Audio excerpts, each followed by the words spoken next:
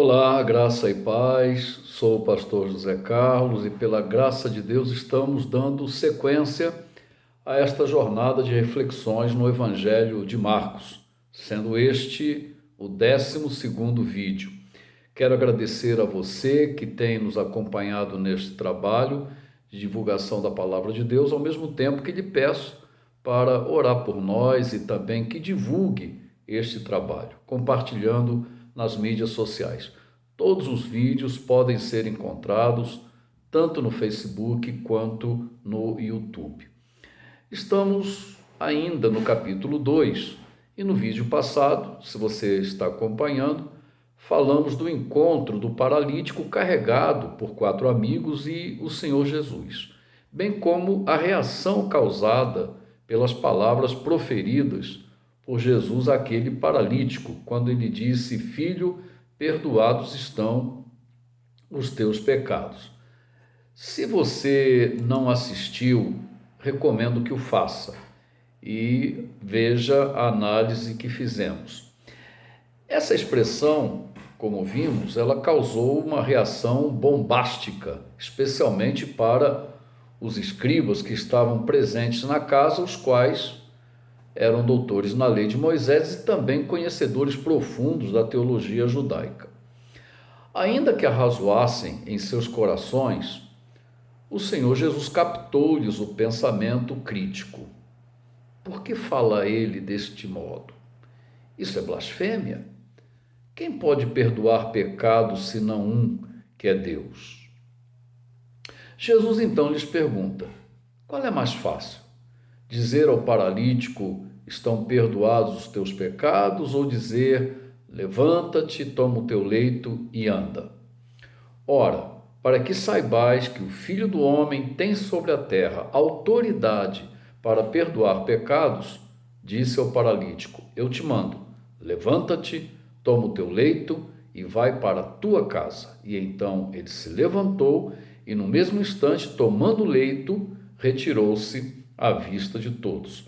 É o que você pode conferir nos versículos de 8 a 12.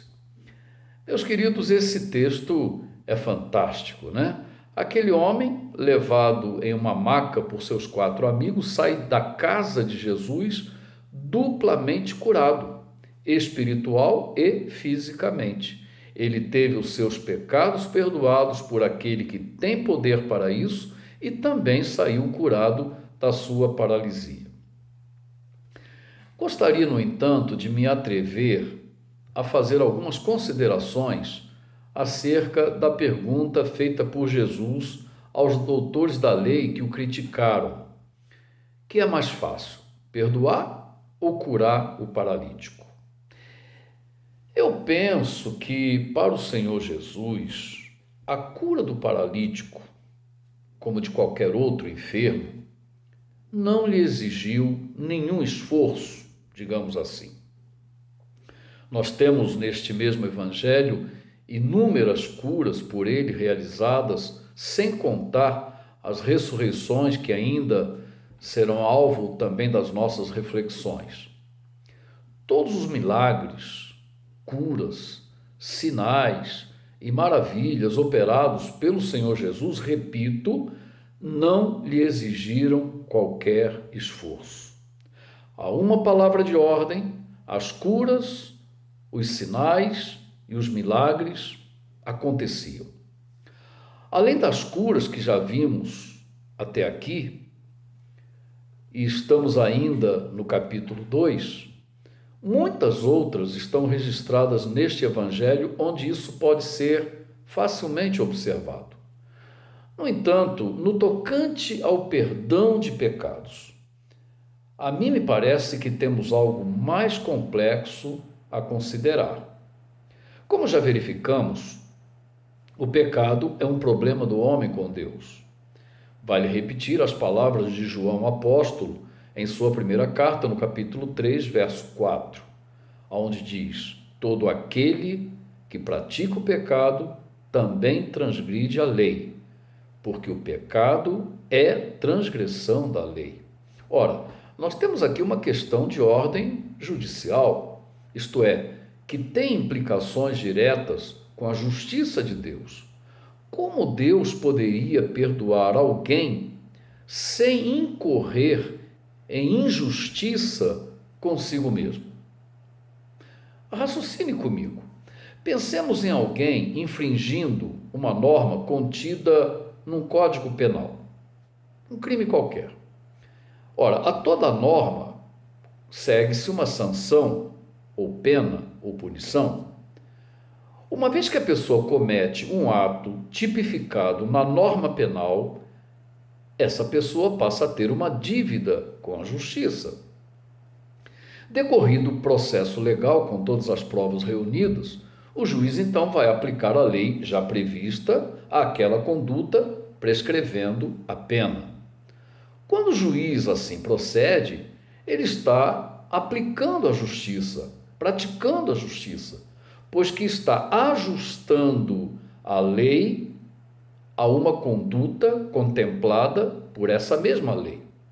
Se, hipoteticamente, imagine você, com todas as provas diante de si, esse mesmo juiz absolvesse o réu, o que diríamos? Que esse juiz não foi justo. Com certeza, diríamos que é um absurdo.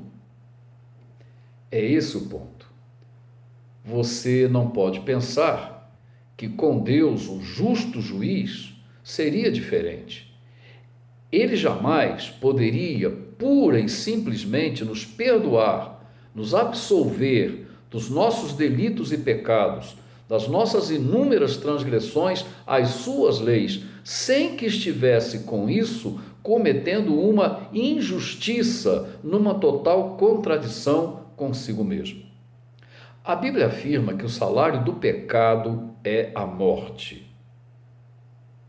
Então, o pecado resulta em morte, ele gera a morte. É o que você pode conferir na carta aos Romanos, no capítulo 6, verso 23. Isso implica em que a justiça de Deus exige o pagamento da nossa dívida. Mas como pagar? É impossível. A soma das penas das nossas transgressões é simplesmente incontável. Não nos resta, humanamente falando, qualquer saída. Não temos para quem apelar. Não cabe qualquer recurso sobre a sentença condenatória que está sobre nós, a não ser que alguém pague a nossa dívida. Repetindo, a não ser que alguém pague a nossa dívida. É aí que entra o Senhor Jesus Cristo. O Filho eterno de Deus se fez homem e, na condição de homem, perfeito, sem pecado, sem mancha, entregou a sua vida em sacrifício expiatório, remidor, substitutivo, lá na cruz do Calvário, satisfazendo todas as exigências da justiça divina, para que, através dele, pudéssemos ter os nossos pecados perdoados. Portanto, Deus só me perdoa porque alguém, isto é, o seu próprio Filho, pagou a minha dívida para com a sua justiça, cumprindo integralmente a lei que eu jamais consegui cumprir. Muito pelo contrário, a toda hora nós quebramos a lei. Por isso me atrevo a dizer que para Jesus, entre curar o paralítico e perdoar os seus pecados, o mais difícil foi este último. Isto porque perdoar os nossos pecados lhe custou a vergonha, a humilhação, o sofrimento e a morte na cruz. Para curar enfermos, para fazer milagres, Jesus não como não precisou ir à cruz, mas para perdoar miseráveis pecadores como nós, ele tinha de entregar a sua própria vida na cruz do Calvário. Por isso, meu amigo, Jesus é o caminho, a verdade e a vida, sendo que ninguém vai ao Pai a não ser por ele. E se você ainda não o reconhece como seu Salvador pessoal, convido a fazê-lo agora, onde você estiver. Confesse a Ele os seus pecados, peça-lhe o seu perdão e receba-o em seu coração e aproprie-se da vida eterna que Ele oferece a todos os que nele creem e confiam de maneira absoluta. E que Deus assim o abençoe. Até o próximo vídeo, forte abraço, fica na paz, voltaremos a nos ver se Deus permitir.